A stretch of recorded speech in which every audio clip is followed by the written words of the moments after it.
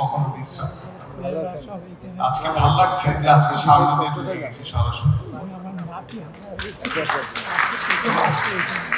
এটা আমাদের স্পোর্টসের একটি অর্জন আমি মনে করি,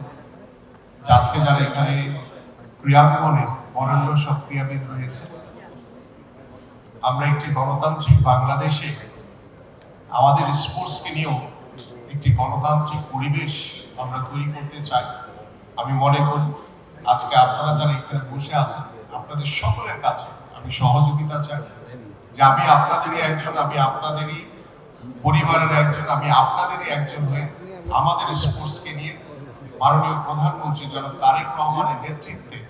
আমরা আমাদের স্পোর্টসকে অনেক দূরে এগিয়ে নিয়ে যাওয়ার স্বপ্ন দেখি। সেই স্বপ্ন সঙ্গী হবেন আপনারা, এবং আমি আশা করি যে আমাদের যে স্বপ্নগুলো রয়েছে, আমি যখন খেলেছি বা আমরা যখন ফুটবলার হিসেবে অংশগ্রহণ করেছি, বিভিন্ন সময় আমরা বিভিন্ন টক শোতে যেতাম, বলতাম আমাদের এইটা সমস্যা, এটা নাই, এটা নাই, অনেক কিছু বলেছি। এখন যখন নিজের কাঁধে এসে দায়িত্ব পড়েছে, আমি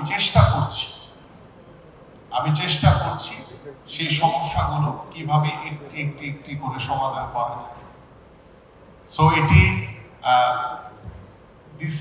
this cannot be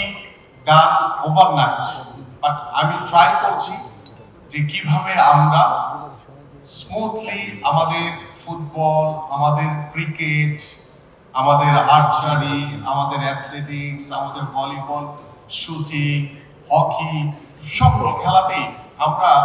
অনেক পর্যবেক্ষণ এবং অনেক আলোচনা করে দেখেছি গত 4 বছর ধরে,